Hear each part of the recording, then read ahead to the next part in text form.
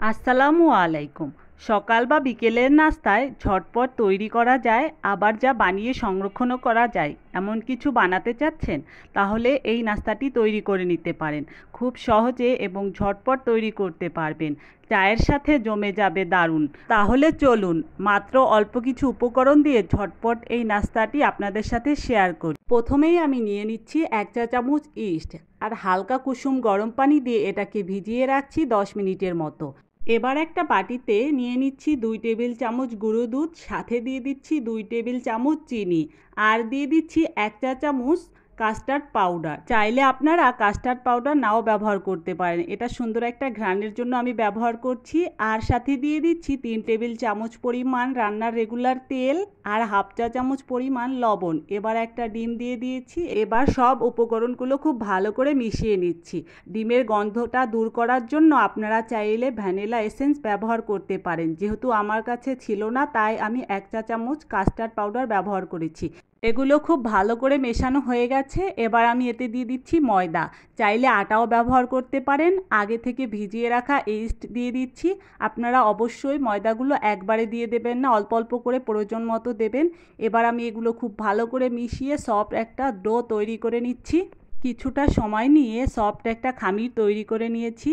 এবার আমি এটাকে ঢেকে রেখে দিচ্ছি 10 মিনিটের মতো। আপনাদের হাতে বেশি সময় থাকলে এটা 1 ঘন্টার মতো রাখতে পারেন, তাহলে এটা ফুলে ডবল হয়ে যাবে।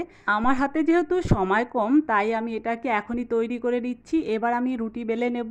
রুটিটা বেশি পাতলা না, এইরকম ঠিক মোটা ধরনের একটা রুটি বেলে নিয়েছি। এরপরে আমি একটা ছুরির সাহায্যে এই রুটিটাকে খুব সুন্দর করে 3 কোনা করে কেটে নিচ্ছি। এখন রুটির একটা টুকরা নিয়ে সামান্য একটু পানি ঘষে নিয়েছি এক পাশে। এরপরে সুন্দর করে রোল করে এরকম ঠিক বানিয়ে নিয়েছি। আপনাদের সুবিধার জন্য আমি আরেকটি তৈরি করে দেখাচ্ছি। সামান্য একটু পানি দিয়ে ঘষে নিলে এই রোলটা আর খুলে আসবে না। এরপরে সুন্দর করে ঘুরিয়ে ঘুরিয়ে রোল তৈরি করে নিন। দেখুন আমার সবগুলো রোল তৈরি হয়ে গেছে। এবার আমি এগুলো ভেজে নেব। তার জন্য প্রথমে চুলায় একটি কড়াই বসিয়ে তাতে দিয়ে দিচ্ছি প্রয়োজন মতো তেল। তেলটা গরম হয়ে আসলে এরপরে আমি একটা একটা করে রোলগুলো সব তেলের মধ্যে দিয়ে দিচ্ছি। আপনাদের হাতে সময় থাকলে অবশ্যই রোলগুলো তৈরি করে 20 থেকে 25 মিনিটের মতো রেখে দেবেন। এতে করে রোলগুলো ফুলে ডবল হয়ে যাবে। যেহেতু আমার হাতে সময় নেই তাই আমি তাড়াতাড়ি ভেজে নিচ্ছি। চুলার আঁচ আমি মিডিয়াম টু হাই রেখেছি। আমার রোলের এক পাশ হয়ে গেছে। এবার আমি রোলগুলো সব আস্তে আস্তে উল্টে নিচ্ছি, আর ওপাশটাও খুব ভালো করে লাল লাল করে ভেজে নিচ্ছি। আপনারা এই রোলগুলো একবার তৈরি করে 6 থেকে 7 দিনের মতো সংরক্ষণ করে খেতে পারবেন। চায়ের সাথে এটা দারুণ লাগে।